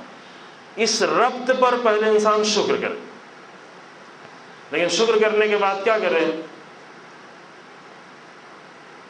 ایک شکر تو وہ زبان سے شکر کرنا ہے، سجدہ کرنا ہے، ایک شکر جو حقیقی شکر ہے وہ کیا ہے؟ حقیقی شکر یہی ہے کہ جب صاحبان فضیلت سے نزدیک ہوں تو فضیلتیں لیتے چلے جائیں، جب نور سے نزدیک ہوں تو نور کو جذب کرتے چلے جائیں، نورانی بندہ چلا جائے۔ نور کا کام ہے دوسروں کو نورانی کرنا، جس میں جتنا زیادہ نورانی بننے کی صلاحیت ہے اتنی زیادہ نور اس کو نورانی کرتا چلا جاتا ہے۔ مثال دی کہ دیوار کالی ہے تو اس میں نورانی بننے کی صلاحیت کم ہے، نور پورا ہے لیکن اس کے اندر صلاحیت نہیں ہے۔ لیکن یہی دیوار بالکل سفید ہو جائے تو اس میں نورانی بننے کی صلاحیت زیادہ ہو جاتی ہے، اتنا نورانی بننے کی صلاحیت ہو جاتی ہے کہ وہ خود نور کو ریفلیکٹ کرنا شروع کر دیتا ہے۔ مثلا کاری دیوار نور کو ختم کرتی چلی جاتی ہے، سیاہ دیوار، تجربہ کیا ہے، جانتے ہیں نا، یہ تو اچھی طرح جانتے ہیں، سیاہ دیوار نور کو ختم کرتی چلی جاتی ہے، نور کی نورانیت کو چھپاتی چلی جاتی ہے۔ لیکن سفید دیوار کیا کرتی ہے؟ نہ صرف یہ کہ نور کی نورانیت کو چھپاتی نہیں ہے، بلکہ نور کی نورانیت کو اور زیادہ روشن کر کے پیش کرنا شروع کر دیتی ہے۔ لہذا اپنے دل کی دیواروں کو ہم سیاہ نہیں کریں بلکہ سفید کرتے چلے جائیں، تاکہ اہل بیت کا نور جب ہم تک آئے تو اس نور کا گلا ہم نہیں گھوٹے ہیں۔ وہ جن کے روح کی دیوار سفید پڑی ہوئی ہے وہ اہل بیت کے نور کو بھی چھپاتے چلے جاتے ہیں، فضیلتوں کے نور کو چھپاتے چلے جاتے ہیں۔ لیکن جن کے نور، جن کی دیواریں سفید ہیں، وہ اگر پورے اپنے وجود سے اہل بیت کے نور کو ظاہر کرتے چلے جاتے ہیں، کہ یہ نور ہے ہی اس لیے کہ اس نور کو ظاہر کرے۔ اصلی نورانیت کیا ہے؟ چہرے کی نورانیت اتنی عظیم نورانیت نہیں ہے، جناب یوسف کے چہرے کا حسن اتنا حسین نہیں ہے، بلکہ جناب یوسف کی روح کا حسن زیادہ حسین۔ جناب یوسف کی وہ روح کا حسن اتنا عظیم ہے کہ ایک 14 سال کے جوان، 13 سال کے جوان 14 سال کے کہہ رہا ہے کہ پروردگارا ہمیں زندان میں جانا زیادہ محبوب ہے، زیادہ پسندیدہ ہے اس سے کہ جس کی طرف مجھے دعوت دے رہی ہیں مصر کی عورتیں۔ یہ بہت حسین، یہ بہت ہی خوبصورت، یہ جناب یوسف کے چہرے کے حسن سے بھی کہیں زیادہ حسین ہے۔ ایک 14 سال کا جوان یہ کہہ رہا کہ مجھے کہاں جانا پسند ہے۔ یہ بات میں پہلے پیش کر چکا ہوں، لیکن ایسی بات ہے جو بار بار پیش کی جائے، خاص کر آج کے جوانوں کے درمیان یہ بات بار بار پیش کی جائے۔ ایک 14 سال کا جوان یہ کہے کہ ہمیں زندان میں جانا محبوب ہے، یہ نہیں کہ مجبور ہے اس لیے جا رہے ہیں زندان میں، نہ، محبوب ہے۔ ربی السجن احب الی مما یدعوننی، یہ آیت ہے قرآن کی سورہ یوسف، اے میرے اللہ یہ زندان مجھے محبوب ہے۔ احب یعنی بہت زیادہ پسند ہے، سپرلیٹیو ڈگری، سب سے زیادہ مجھے پسند ہے یہ زندان۔ زندان سمجھ رہے نا؟ آج کا زندان نہیں کہ جہاں ہیومن رائٹس والے آ کے دیکھتے ہیں کہ زندان میں کیا ہو رہا ہے، کھانا مل رہا ہے کہ نہیں مل رہا ہے، لباس مل رہا ہے کہ نہیں مل رہا ہے، سہولتیں مل رہی کہ نہیں مل رہی ہیں، میڈیکل سہولتیں مل رہی کہ نہیں مل رہی۔ اس زمانے کا زندان جہاں نہ لباس کی کسی کو پرواہ ہوتی تھی، نہ میڈیکل سہولتوں کی پرواہ ہوتی تھی، نہ کھانے کی پرواہ ہوتی تھی، کیا نہیں، دھوپ آتی تھی کہ نہیں آتی تھی، وہ زندان کی جہاں صرف جانا ہوتا تھا، آنا نہیں ہوتا تھا۔ آج کے زندانوں کی خاصیت ہے کہ جانا تو ہے 1 مہینے کے لیے، 2 مہینے کے لیے، 3 مہینے کے لیے، چند دنوں کے لیے، 10 سال کے لیے، 20 سال کے، پھر اس میں آدھا کم کر دیتے ہیں، رات دن ملا کے پھر اور بھی آدھا ہو جاتا ہے، پھر اگر اخلاق اچھا رہا زندان میں اس میں اور بھی کم کر دیتے ہیں۔ 20 سال کا زندان گیا تھا وہ 7 سال میں مثلا واپس آ جاتا ہے۔ یہ زندان نہیں، اس زندان میں جانا بھی پتہ ہے، آنا بھی پتہ ہے۔ لہذا ایسا زندان کاٹنا آسان ہے انسان کے لیے، کیونکہ معلوم ہے کہ 3 سال بعد نکل جائیں گے، 3 سال کسی طرح سے گزار لو۔ پھر ہیومن رائٹس والے آ کر چیک بھی کر رہے ہوتے ہیں کہ زندان میں کیا کیا ان کو مل رہا ہے۔ لیکن اس زمانے میں جو زندان ہوا کرتا تھا اس میں فقط جانا ہوتا تھا، نکلتی تھی میتیں وہاں سے۔ توجہ کریں اس مسئلے پر، یہ بار بار میں عرض کرتا ہوں۔ ایک 14 سال کے جوان کو کہا جائے کہ ایسے زندان میں تمہیں ڈالا جا رہا ہے جس کی ساری زندگی ابھی رکھی ہوئی ہے، اس کو کہا ایسے زندان میں تمہیں بھیجا جا رہا ہے، ایسے زندان میں جانا یوسف تمہارے نزدیک کیسا ہے؟ کہا ایسے دربار میں رہنے سے کہیں زیادہ مجھے پسندیدہ، ایسے دربار میں جہاں میں گناہ کی طرف بلایا جا رہا ہو، ایسے دربار سے کہیں زیادہ پسندیدہ ہمیں وہ زندان ہے جس میں نکلنے کا بھی کوئی چانس نہ ہو۔ یہ حسن بہت ہی عظیم ہے، یہ حسن بہت ہی خوبصورت۔ بس حسن کہاں ہے؟ حسن ان فضیلتوں میں۔ یہ کون سی فضیلت تھی؟ یہ عفت کی فضیلت تھی۔ ہم نے کہا کہ جا کر تلاش کرے انسان انبیاء کی زندگی میں، اہل بیت کی زندگی میں، کیا جا کر ڈھونڈے؟ فضیلتیں صرف ڈھونڈے۔ اگر زندگی بھر انسان کچھ بھی کام نہ کرے، صرف ایک کام کرتا رہے، کیا کہ اہل بیت کی زندگی سے جا کر فضیلتیں ڈھونڈا رہے۔ یہ نہیں کہ مجلس میں آئے اور ذاکر بیان کرے تو فضیلت کو سنے، یہ کیا تو کیا بڑا کیا نا، یہ نہیں ہے کہ مجلس میں صرف آ کر فضیلت کو ڈھونڈے، نہیں، انسان کا کام یہ ہے کہ زندگی کے لمحے لمحے میں آ کر انبیاء اور اہل بیت کی فضیلتوں کو ڈھونڈے، تلاش کرے، اور اگر یہ کام کرنا سیکھ لیا تو اس کے بعد کسی چیز کی ضرورت ہی نہیں، واقعاً کسی چیز کی ضرورت نہیں۔ پھر اسے قرآن بھی سمجھ میں آ جائے گا، پھر اسے دین بھی سمجھ میں آ جائے گا، پھر اسے سب کچھ سمجھ میں آ جائے گا، پھر اسے سارے انبیاء سمجھ میں آ جائیں گے، سب کچھ۔ کیا؟ پھر ایک چیز ڈھونڈنا سیکھ لیا، فضیلتیں ڈھونڈ۔ تو فضیلتیں کیا ہیں یہ بتائیں گے، فضیلتیں کیا ہیں؟ ایک فضیلت عفت ہے، پاکیزگی۔ کل بہت ساری فضیلتوں کا نام لیا آپ کے سامنے، مثلا مصیبتوں پر استقامت، یہ ایک فضیلت، بہت بڑی فضیلت۔ یہ نہیں کہ چند دن کے لیے زندان میں ڈال دے، پورا ٹوٹ گیا انسان، ختم ہو گیا، تھوڑی سی مصیبت آئی انسان بالکل ٹوٹ گیا۔ رسول اللہ کے سامنے کتنی مصیبتیں لا کر رکھی گئیں، لیکن رسول اللہ کا عزم اسی طرح سے باقی رہا، یہ فضیلت۔ پچھلے سال ایک پورا عشرہ پڑھا، صرف ایک فضیلت آپ کے سامنے، البتہ 30 دن یہ گفتگو ہوئی تھی۔ بعض لوگ کبھی مجلس کو تقسیم کرتے کہ یہ مجلس نصیحت والی مجلس ہے، وہ مجلس فضیلت والی مجلس ہے، فضائل والی مجلس۔ پچھلے سال 10 دن تک صرف امیر المومنین کے عدل کے اوپر گفتگو کی گئی، اور عدل سب سے بڑی فضیلتوں میں سے ایک فضیلت ہے۔ کس کو ہم فضیلت سمجھ رہے ہیں؟ فضیلت کیا ہے؟ امیر المومنین کی عادلانہ زندگی فضیلت ہے، اس سے بڑی کوئی فضیلت نہیں ہے۔ وہ مسیحی کرسچن کہتے ہیں قتل علی فی محرابہ لشدت عدلہ، علی ابن ابی طالب اپنے عدل کی بنیاد پر شہادت کی منزل پر فائز ہوئے۔ عدل علی کے لیے فخر ہے۔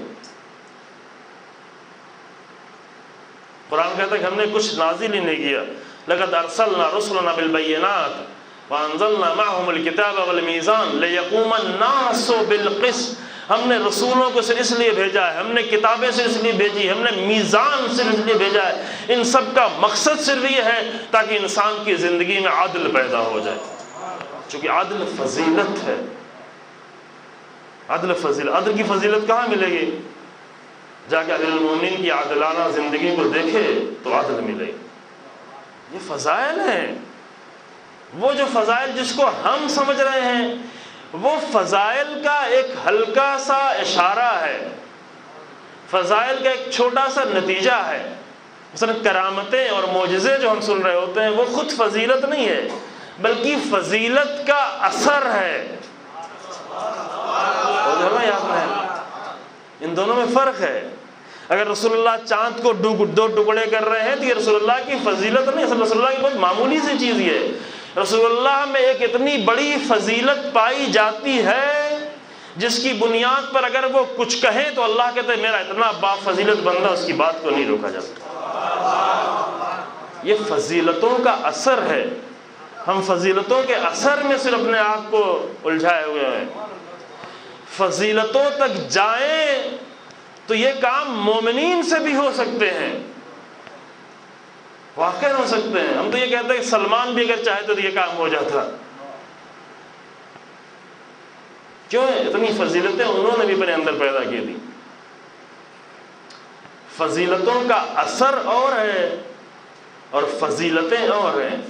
اللہ کہتا ہے عبدی اطعنی اجعلک مثلی، اے میرے بندے تو میری اطاعت کرتا چلا جا، میں تیرے اندر اپنی صفت پیدا کرتا چلا جاؤں گا، میں تجھے اپنے مثل بناتا چلا۔ مثل بنانے کا مطلب یہ نہیں کوئی خدا بن جائے گا، معاذ اللہ، نہیں، یعنی الہی صفت ہے۔ اللہ کریم ہے تو بندوں میں کرم پیدا ہوتا چلا جائے گا۔ اللہ صاحب اختیار ہے تو اللہ انسان کو اختیار دیتا چلا جائے گا۔ جو جتنا زیادہ اللہ کی اطاعت کرتا چلا جائے اتنی صاحب اختیار اللہ بناتا چلا جائے۔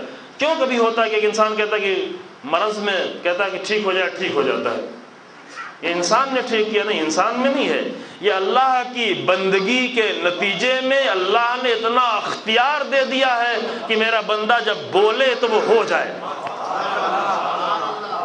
یہ صفت فقط اللہ کی ہے کہ یقول لہ کن فیکون، جب وہ کہتا ہے ہو جا تو وہ ہو جاتی ہے۔ یا اللہ پوری کائنات کے لیے کہتا ہے ہو جا تو ہو جاتی ہے، لیکن جب انسان بندگی کرنا شروع کر دے تو یہ کن فیکون کی تھوڑی تھوڑی صفت بندوں میں اللہ دینا شروع کر دیتا ہے۔ وہ بندہ کہتا ہے ہو جا تو ہو جاتی ہے، کہاں سے ہو گئی؟ بندے نے کیا کہا؟ نہیں، بندے نے نہیں کیا، اللہ نے اس کے اندر یہ صفت پیدا کر دی۔ اب کوئی کہے کہ نہیں یہ تو شرک ہو گیا، بندے نے کہا نہیں، بندہ یہ شرک نہیں ہے، یہ عین توحید ہے۔ کیوں؟ اس لیے کہ یہ جو کچھ ہو رہا ہے بندہ اپنی طرف سے نہیں کر رہا ہے، وہ اللہ کی ہی دی ہوئی خاصیت کی وجہ سے کر رہا ہے۔ مثلا دوا اگر علاج کر رہی ہے اور کوئی دوا کھا کے کہے کہ یہ تو شرک ہو گیا، میں نے کیوں دوا کھائی، دوا نے تاثیر ڈالی، نہیں، یہ شرک نہیں ہوا۔ کیوں؟ اس لیے کہ دوا نے علاج نہیں کیا ہے، دوا میں اللہ نے یہ تاثیر پیدا کی ہے کہ یہ علاج ہو جائے۔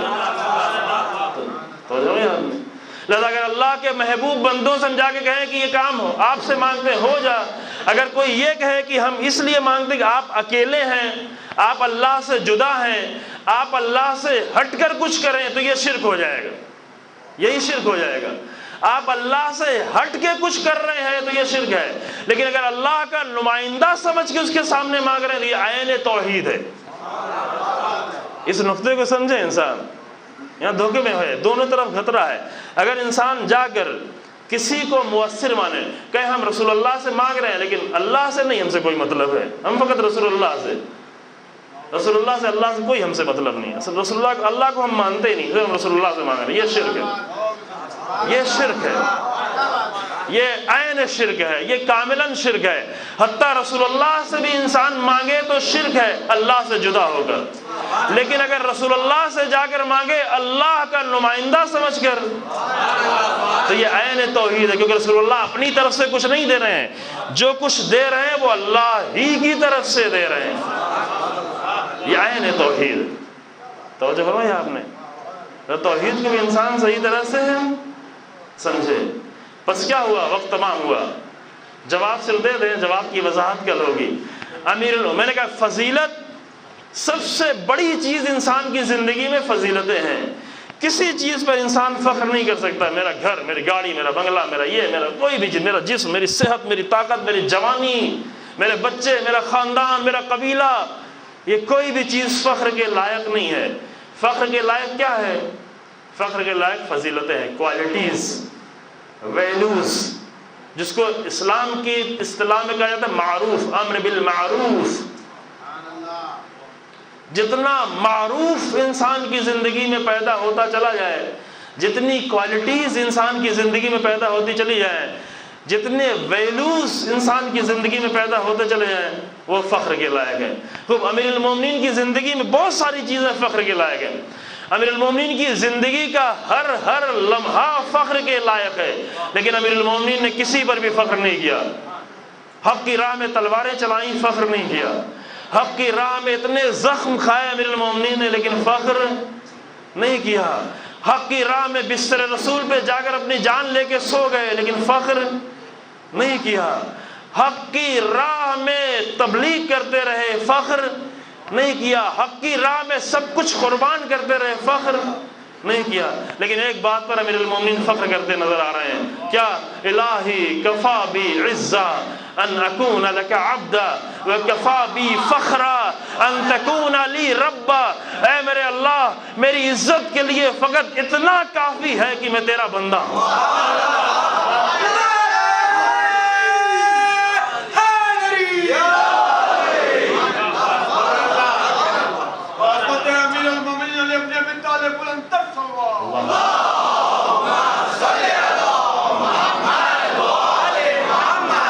یہ ذاکری کا نقطہ نہیں ہے، آپ بھولیے گا نہیں، آپ یاد رہے، بھولیے گا نہیں، واہ واہ کہہ کر بھول نہ جائے گا۔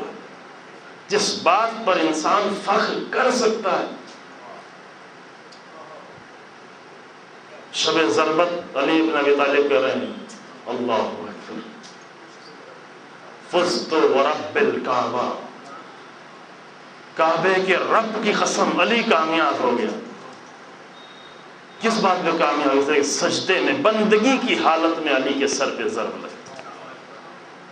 فزت ورب الکعبہ کفا بعزا ان اکون لک عبدا، میری عزت کے لیے اتنا ہی کافی ہے کہ میں تیرا بندہ ہوں۔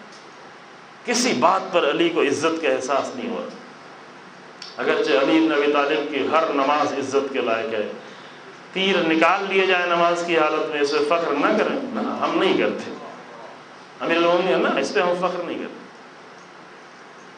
فخر کس بات پہ؟ یہ کہ میں تیرا بندہ ہوں۔ وَكَفَى بِفَخْرًا أَن تَكُونَ لِي رَبًّا، اور میرے فخر کے لیے صرف اتنا کافی ہے کہ تو میرا رب، تو میرا پروردگار۔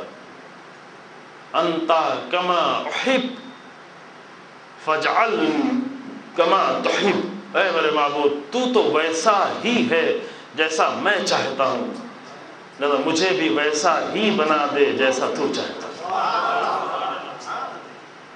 امیر المومنین سے آ کر یہ دعا کرنا سیکھیں۔ علی بن ابی طالب سب کے آگے پوری امت مسلمہ آ کر ماہ رمضان میں اس مقدس شب میں، اور بھی عظیم شبیں آنے جا رہی ہیں، شب ضربت، آ کر امیر المومنین سے یہ دعا کرنا سیکھے۔ ایک دعا کرے شب ضربت میں، الہی انت کما احب فجعلنی کما تحب، اے اللہ تو ویسا ہی جیسا میں چاہتا ہوں، لیکن اے میرے اللہ تو بھی مجھے ویسا ہی بنا دے جیسا تو چاہتا۔ اور امیر المومنین کو اللہ نے ویسا ہی بنایا جیسا اللہ چاہتا۔ امیر المومنین نے خود کوئی فخر نہیں کیا، لیکن امیر المومنین کی ذات وہ ہے جس پر اللہ فخر کرتا ہے۔ بندوں پر اللہ فخر کرتا ہے، انسان ایسا بندہ بنے کہ اللہ فخر کرے۔ کچھ لوگوں کے لیے قرآن کہتے ہیں کانا سعیکم مشکورا، ہم تمہیں سب کچھ دیتے ہیں، جنت دیتے ہیں، سلسبیل دیتے ہیں، سب کچھ دیتے ہیں، اور یہ سب کچھ دینے کے بعد بھی اللہ کہتا ہے سورہ دہر میں وَكَانَ سَعْيُكُمْ مَشْكُورًا، ہم تمہارے شکر گزار بھی۔ اللہ کو کسی کا شکریہ ادا کرنے کی ضرورت نہیں ہے، لیکن اللہ ان کے اس عمل کو دیکھ کے کہتا ہے ہم تمہارے مشکور۔ کیوں؟ اس لیے کہ انما نطعمکم لوجہ اللہ لا نرید منکم جزاء ولا شکورا، وہ کہتے ہیں ہمیں کوئی شکریہ نہیں چاہیے، لا نرید منکم جزاء ولا شکورا، نہ ہمیں کوئی جزا چاہیے نہ ہمیں کوئی شکریہ چاہیے۔ جب وہ کہتے ہیں ہمیں کچھ نہیں چاہیے تو اللہ کہتا ہے وَكَانَ سَعْيُكُمْ مَشْكُورًا۔ اگر ہم کہتے ہیں ہمیں کچھ چاہیے تو اللہ کہتا ہے لو جو تمہیں چاہیے وہ ہم تمہیں دیتے ہیں، دنیا چاہیے، رزق چاہیے، دکان چاہیے، پراپرٹی چاہیے، بیٹا چاہیے، اولاد چاہیے، ہم دے دیتے ہیں، ہمارے اندر کوئی کمی تو نہیں ہے۔ لیکن اہل بیت یہ کچھ نہیں چاہتے، جب وہ کچھ نہیں چاہتے تو قرآن کہتے ہیں وَكَانَ سَعْيُكُمْ مَشْكُورًا۔ شب ضربت جب ضربت لگتی ہے تو آواز گونجتی ہے، یہ آواز واللہ لقد تحطمت ارکان الہدی، مسائل بعد میں انشاءاللہ پڑھیں گے جب شب ضربت آئے گی۔ واللہ لقد تحطمت ارکان الہدی قتل ابن عم المصطفیٰ قتل علی المرتضیٰ، ارکان ہدایت منہدم ہو گئے، رسول اللہ کا جانشین بھائی قتل ابن عم المصطفیٰ قتل علی المرتضیٰ، علی ابن مرتضیٰ کی شہادت یہ پوری بشریت کے محرومی۔ کیوں گریہ کریں؟ کیوں امیر المومنین کے شہادت پر گریہ کریں؟ اس لیے گریہ کریں کہ علی کی زندگی سے دنیا محروم ہو گئی، ہم محروم ہو گئے۔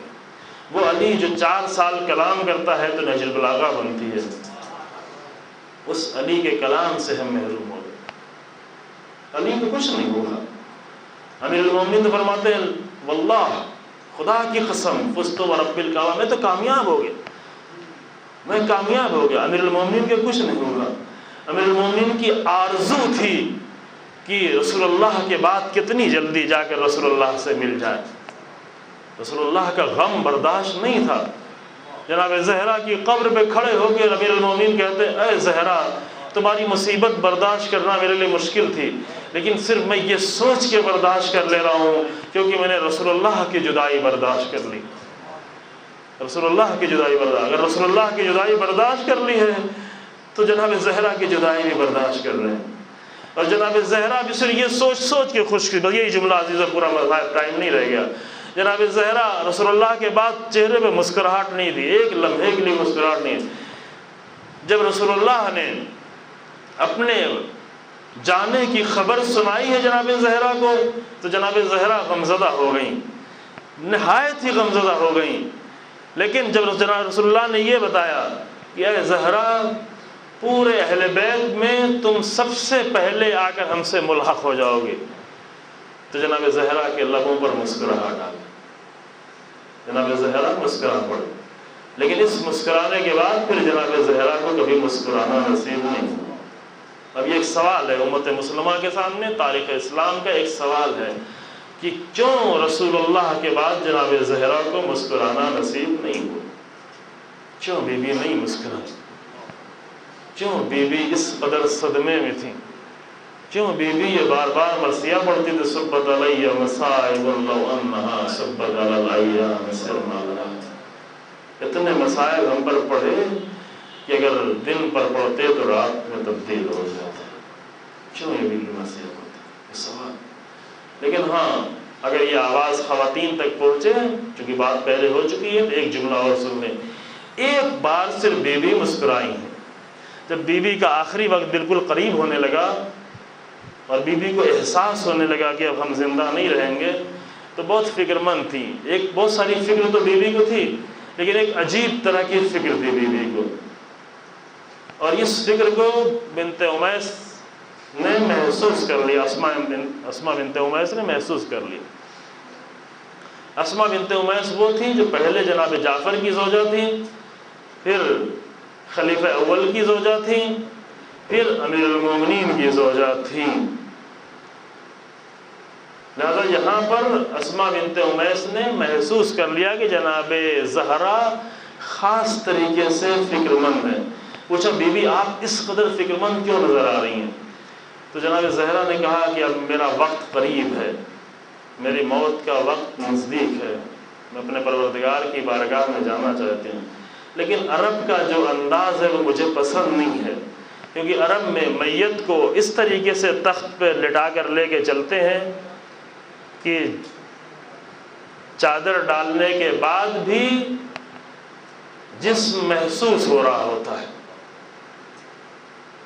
کیونکہ صرف تخت پہ میت کو رکھتے ہیں، اس کے اوپر چادر ڈال دیتے ہیں، اور یہ چیز مجھے پسند۔ اللہ اللہ عفت، اللہ حیا، جناب زہر حیا فضیلت ہے، ایک بہت بڑی فضیلت حیا ہے۔ میں نے فضیلتوں کی گفتگو کی، یہ جناب بنت رسول کی حیا ہے کہ یہ مجھے پسند نہیں ہے کہ میری میت کو اس طرح سے اٹھایا جائے کہ صرف ایک چادر پڑی ہوئی میت، اگرچہ کفن ہے، اگرچہ چادر پڑی ہوئی ہے، اگرچہ بیوی کو معلوم ہے کہ رات کی تاریکی میں جنازہ اٹھے گا، لیکن اس قدر با حیا ہے یہ بیوی کہ اس کے لیے پہلے ہی سے فکر مند ہے۔ وہاں پر جناب اسماء بنت امیس نے کہا کہ بیوی ہم افریقہ میں جب تھے، حبشے میں، تو وہاں پر ایک دوسرا دستور تھا، وہاں پر میت کو ایک تابوت میں لے کر جاتے تھے، اور تابوت اوپر سے بند ہوا کرتا تھا۔ اگر آپ کہیں تو میں آپ کے لیے اس طرح کا تابوت بنا دوں۔ جناب زہرا نے کہا ہاں بنائیں، اور جب اسماء بنت امیس نے وہ تابوت بنایا تو رسول اللہ کے بعد پہلی مرتبہ بی بی کے لبوں پر مسکراہٹ آئی، اور جناب زہرا مسکرائیں۔ اللہ اللہ، جو بی بی اس قدر با حیا تھی کہ جنازے کو بھی اس طرح اٹھنا اسے پسند نہیں تھا، اسے کیسے گوارا ہو کہ اس کی بیٹیاں کوفہ و شام کے بازار میں آ جائیں، اسے کیسے گوارا ہو، اسے اس بات کے گوارا نہیں ہو سکتی۔ اللہ اکبر، اللہ اکبر۔ خدا آج کی عظیم شب کو ہم سب کے لیے اور تمام مومنین کے لیے اور امت مسلمہ کے لیے مبارک قرار دے۔ پروردگار ہمیں امام حسن علیہ السلام کی زندگی پر اور ان کے بتائے ہوئے فرمودات پر چلنے کی توفیق عنایت فرمائے۔ تمام عالم اسلام میں جو مشکلات ہیں، خاص کر عراق و فلسطین میں ظالموں کے ظلم کو ان کو پلٹا دے، صہیونزم اور اسرائیل کے ظلم سے امت مسلمہ کو نجات دے، کلمہ حق کو عزت و سربلندی عطا فرما، کلمہ باطل کو نیست و نابود فرما، علماء حق اور مراجع کرام کی حفاظت فرما، اور خبر انقلاب کو عزت و طول عمر عطا فرما، امام زمانہ کے ظہور میں تعجیل فرما، اور ہمیں امام کے امان انصار میں شمار فرما۔ ایک حضرات سے گزارش ہے کہ سورہ فاتحہ کی تلاوت فرما کر یاسمین فاطمہ، میر داؤد علی، ابن امیر عباس، اشرف النساء بیگم، سید محمد علی، be Begum, Qamar Ali bag اور تمام مومن المومنات جو دنیا سے گزر چکے ہیں ان کی روح کو ارسال فرما۔